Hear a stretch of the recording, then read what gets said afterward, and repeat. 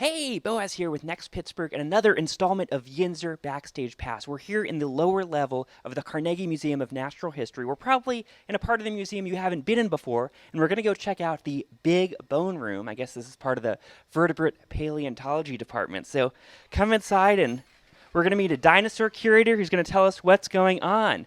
Matt, here's Matt Lamont over here. You have a very long title, but you said we can call you a dinosaur curator, paleontologist. Yep, exactly. A dinosaur curator, dinosaur paleontologist, whatever you want.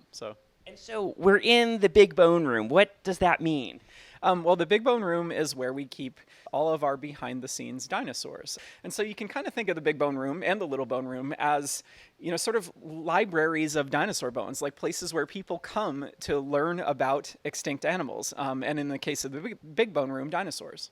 I think I'll start with maybe the dinosaur that sort of started it all for us here at the Carnegie Museum, and that is the dinosaur that many people here in Pittsburgh will know, called Diplodocus carnegii. And so, AKA Diffie. Exactly, AKA Diffie. And so here we have, and I'll tell like a little bit more of the story here, but here we have some bones of Diplodocus carnegii. They're everything you see, every dark-colored bone that you see marked CM94, and there'll be quite a few. The story of this is, in late 1898, Andrew Carnegie was reading a newspaper in his apartment in New York City when he saw a headline that said, "Most colossal animal ever on Earth just found out west." Imagine this in late 19th century newsprint, huge format, all caps headline. And then my favorite are the subtitles, such as, "When it ate, it filled a stomach large enough to hold 3 elephants. Oh my gosh. And my personal favorite, "When it was angry, its terrible roar could be heard 10 miles, which of course we have no idea if that. Yeah, they're just riffing. Yeah, it's like awesome, like yellow journalism, or whatever. And so, but Andrew Carnegie, obviously was a really bright guy and one of the, wealthiest people in the world at that time, was not a paleontologist. And so he bought this story hook, line, and sinker. And so he sends a note to the then director of our museum that says, "Can you buy this for Pittsburgh?" Unfortunately, it ultimately becomes kind of revealed to them that this entire newspaper article was based on a single chunk of thigh bone about the size of a beer keg. Happily, however, the discoverer of this supposed most colossal animal, William Harlow Reed, knew of other places in south central Wyoming where you could find dinosaurs. And so he led the Carnegie team around, and they started finding, important things, no showstoppers, no blockbusters, but some, really important fossils. And then in early July 1899, they found the first few bones of what would turn out to be about 2/3 of a skeleton of one of these giant long-necked dinosaurs. Every dinosaur you've ever seen that looks like this, with a small head, a long neck, big elephant-like body, big column-like limbs, and a long tail, these are all called sauropods. They're the largest dinosaurs that we know of. So they collected everything they could collect of that, boxed it up, sent it back to Pittsburgh, came back to the same site in southeastern Wyoming the next year in 1900, and even better, found a second skeleton of the same kind of dinosaur lying next to the first one. Yeah. So when people come into the Dinosaurs in Their Time exhibition here at the Carnegie Museum of Natural History, when they look at the Diplodocus skeleton, they're seeing a skeleton that's about 90% original fossil. Every bone of that 1899 skeleton, the first skeleton of Diplodocus carnegii to be discovered, is built into the mounted skeleton upstairs, as are many bones of the second skeleton from 1900, the bones that filled in the missing parts, basically, of the first one. However, when we made the mount, we didn't want it to have two left thigh bones or something like that. So we keep the duplicate bones from the second skeleton, from the 1900 skeleton, down here in the basement. And that's what we're looking at right now. In fact, you could argue that the bones that are down here in the basement, in the Big Bone Room, have been even more valuable for humanity's understanding of this dinosaur than the mounted skeleton has. Because we paleontologists, when we come to places like this, we want to see every nook and cranny. We want to measure every possible dimension. We want to photograph it from all angles, even 3D scan it sometimes. And when you've got a mounted skeleton, the bones are in connection, so you can't really see what the front side of a vertebra looks like, for instance. And so when scientists come to study Diplodocus carnegii, the bones that you see here, even though they don't look as impressive as a whole giant mounted skeleton, are, I would say, from a scientific standpoint, about as important as the mounted skeleton upstairs. So this is just going to take me a second.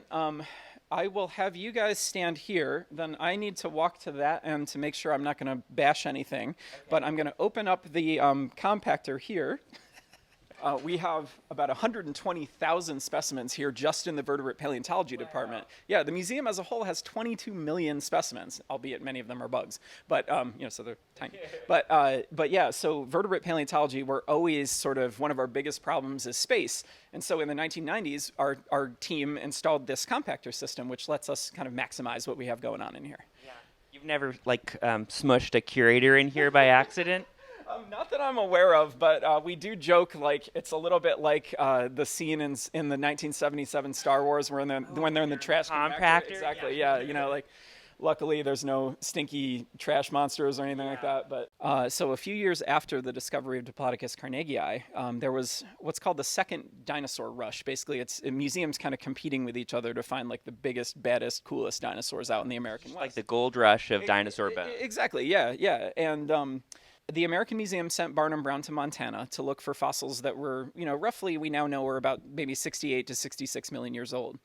In the summer of 1902, he finds something that he knows, his field notes survive to this day in the archives of the American Museum. He finds something that he knows right then and there is something that nobody's ever found before. So it was a hugely difficult excavation. It was, the site is on the side of a hill. Wow. So it's one of these things where, the dinosaur is in a horizontal rock layer, right? Like laid down in in an ancient river or something like that. But when you're on the cliff side, when you want to get back into the same layer, you often have to remove 20 feet of cliff above you. And this is one of those situations. Yeah. So this was an immensely challenging dig, but Brown, got everything he could get of this animal.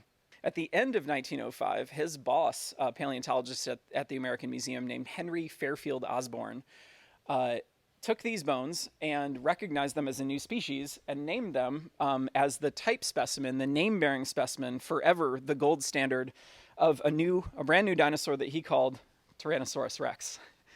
So what you're looking at here is the front end of the right lower jaw of the type specimen of Tyrannosaurus rex. This is part of what is, by definition, the world's first fossil of the world's most famous dinosaurs. So this is part of the first specimen to ever be called Tyrannosaurus rex, the first object in the history of mankind to have that name associated with it. So that also means that if someone finds a fossil and they're like, is this a T-Rex? The thing they compare it to is this. That's exactly. You took the words out of my mouth. That's to establish that you have a T-Rex, your potential T-Rex has to match up with this one. The bones have to look the same, basically. Okay. We keep the 8 skull bones, including this one down here in the basement. The remaining, 30-odd bones are built into the mounted skeleton upstairs. Oh, wow. So what's super cool is, in addition to, when people walk through our door, in addition to seeing the original Dippy, the original Diplodocus carnegii, they also see most of the original bones of the world's first fossil of Tyrannosaurus rex, what is by definition the world's first T-Rex. I always like, especially when I'm doing things for, audiences in this region, I always like to talk about a particularly exciting fossil that was found around here. In 2004, there was an undergraduate geology class from the University of Pittsburgh, from Pitt, out looking for fossils in the exotic land of the Pittsburgh airport. And they had gone to that area because it was known that you could find fossil plants, again, from about 300 million years ago, there in some abundance. So it's relatively easy to find. And so the professor, a professor named Charlie Jones, who by coincidence, I'm actually quite good friends with now, he took the class out there looking for fossil plants. As the story goes, there was a student named Adam Striegel who was walking, kind of up the hill looking for fossils, and he found something that he thought was a fern frond, like a piece of a fern in a rock, in a 300 million year old rock. And as I've said, fossil plants around here are quite common, and so they're the kind of thing that are definitely of scientific significance, but not like in a kind of like earth-shattering kind of way. So Adam sees this, and the group had already found lots of fossil plants by the time he had found this, and he sees this, thinks it's a fossil fern, and literally, according to Adam, throws it back down on the ground. So happily for us and science as a whole, when Adam is walking back down the hill, he's walking next to Charlie, his professor, Charlie Jones. And again, as the story goes, he happens upon the same rock that he had chucked back onto the ground, picks it up and shows it to Charlie. But the rock that Adam handed Charlie was this one. And what Charlie could see, and you have to kind of ignore the red there, but what Charlie could see and what Adam saw was sort of this row of objects here, which, at first glance might look like, kind of fern leaves or something like that.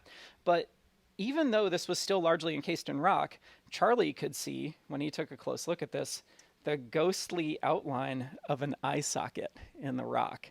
And so what this is a 300 million year old skull of an amphibian that had never been found before anywhere, found by a geology undergraduate at University of Pittsburgh in 2004 and donated to the museum. So, and in 2010, this was described as, for what it is, a new genus and species. So a new kind of animal that had never been found anywhere before in the world. And thanks to Adam's generosity in donating it to us, the species name is striguli. However, we later found that FedEx had property nearby, and I don't know exactly how this all worked. So this in the official annals of paleontological history, this animal will forever be known as Fedexia striguli, and it came from the remote locality, the windswept plains of the Pittsburgh airport. And I think I'd love to tell this story because people around here, I get emails and messages and phone calls and things like that with people thinking they've found fossils. Sometimes they have. I would say about 95% of the time they're fossil plants, and therefore the kind of thing that we don't get super jazzed about. Yeah. But I always try to encourage people to keep looking, because you could be the person that finds the next Fedexia or the next, another animal that no one has ever seen before. The fossils are out there. They're just incredibly rare. Gosh, well, thank you so much. And remind me how many fossils are in this room? In the room, I don't know off the top of my head, but it's certainly thousands for sure. In the vertebrate paleontology collection as a whole, which also is spread into one other room, the Little Bone Room, which if you're interested, we can visit in some future date.